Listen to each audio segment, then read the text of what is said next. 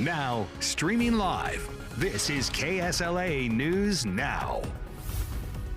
Well, thank you for streaming KSLA News Now. I'm Jeff Horchak. Here are some stories that are making headlines. New in our crime tracker, Shreveport police have arrested a man in connection with a violent home invasion and shooting. SPD responded to the 1800 block of Jenkins Avenue last night. They say Brian Clark forced his way into a home following a verbal dispute.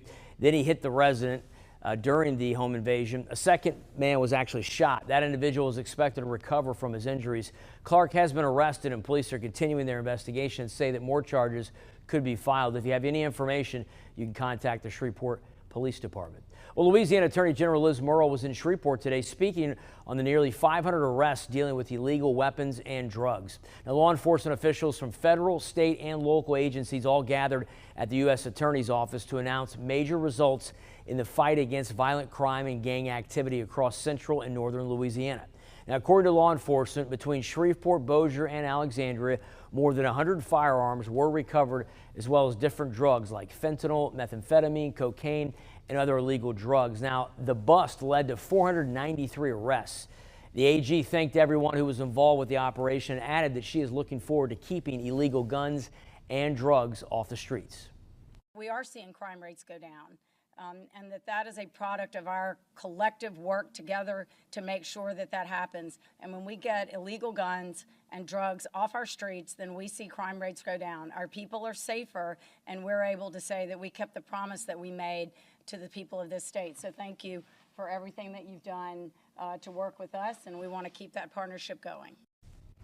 Now, officials say this is the third operation that has happened in the state of Louisiana.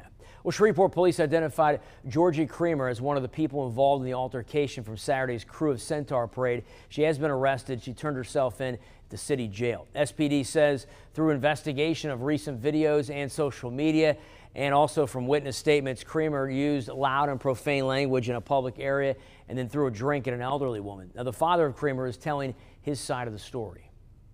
The younger lady took a swing at my daughter. Okay, it's not in the video. She took a swing around the older lady's head and clipped my daughter on the nose. And then that's when my daughter threw the beer or shook the beer out or whatever happened. And then everything was over with. The KSLA News 12's Peyton Manuel will have more on this coming up tonight at 10 o'clock. Well, in another incident, a 24-year-old woman was hit by a truck that was pulling one of the floats during the same parade. The woman suffered some broken bones in her lower body, but she's expected to be all right. Shreveport police say the driver was not at fault, and police are using this accident as an opportunity to talk about public safety. This is why we really stress keeping back away from the floats, do not getting too close to them, because it may not be necessarily intentional, but someone trying to get closer to the float may push you accidentally, and that's why we need that space that allows for those floats to operate so that no one's injured. The police also want to remind you to keep the young children at a safe distance away from those moving floats.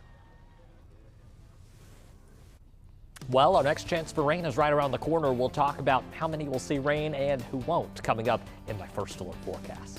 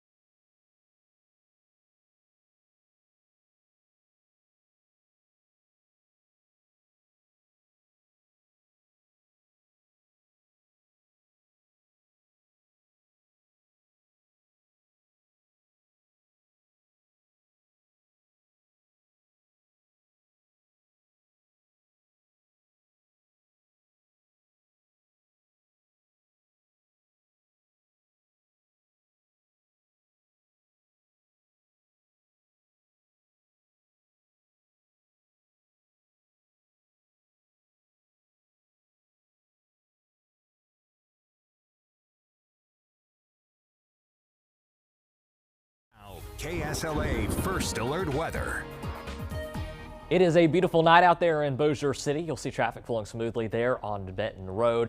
Do want to give you the first alert because rain chances are actually increasing as we go through the next couple of days. You'll notice starting Tuesday and then into Wednesday, that's where we have a 20% chance of rain. The best chance though is going to actually be overnight on Tuesday into Wednesday. From there, we've got a better chance for rain Saturday, and that could actually bring us some much needed and widespread rain. So that next weather maker only bringing us a few showers. Not everybody will be seeing rain out of this. In fact, let me walk you through future track here as we head into the afternoon and overnight hours on Tuesday. You'll notice some isolated rain there Tuesday afternoon north of I-30. Then that starts to fill in after sunset Tuesday night. So as you notice there, after 10 p.m., some of those showers there gradually starting to move south of I-30. And then from there, we'll see the rest of that rain kind of fizzle on out as we go later into the overnight hours and early morning hours on Wednesday. Now, there is a cold front behind this rain, but it's not going to do much to our temperatures. We go from 76 Tuesday to 74 on Wednesday. Eventually, temperatures dip into the 60s for the weekend before returning to the low 70s.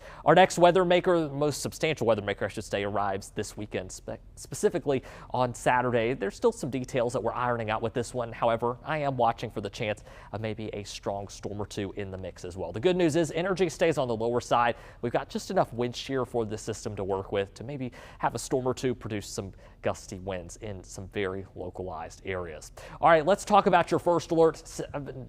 Before we talk about your first alert 7-day forecast, I should say, we'll take a look at your temperatures right now. We're in the mid 60s to low 70s across much of the area. Idabel already in the upper 50s. Tonight will be warm and muggy. There's a look at your next 12 hours. We're starting the day off in the upper 50s to lower 60s, depending on where you are in the Arklatex. All right, now let's get more specific about your 7-day forecast here. We're going to be in the 70s through the rest of this work week. That more substantial weather maker arriving on Saturday drops temperatures into the 60s for the weekend. So a noticeable cool down, but still not too bad out there. Actually, perfect weather. Highs there in the 60s. Temperatures, though, rebounding into the low 70s by Monday. The good news is, despite two cold fronts, we will not see overnight lows drop below freezing for the next 7 days, and 60s and 70s likely to continue well into next week. Really nice weather lately. It hadn't been. It has been. Really cannot complain. Perfect weather. Jules has been loving it out there as well. And hopefully we can continue this into March as well. Yes, I think everybody's like, okay, we've had our winter. We're good, right? Hey, I'm right there with you. But you know what they always say? We've always got to sneak in that one last cold snap before Easter. So we'll see if the saying's true this year. We'll keep our fingers crossed, right? All right, thank you, Jake. And thank you for joining us. Our next newscast is at 10 o'clock tonight. Until then, you can stay connected with us right here on our KSLA News 12 app. We'll see you at 10.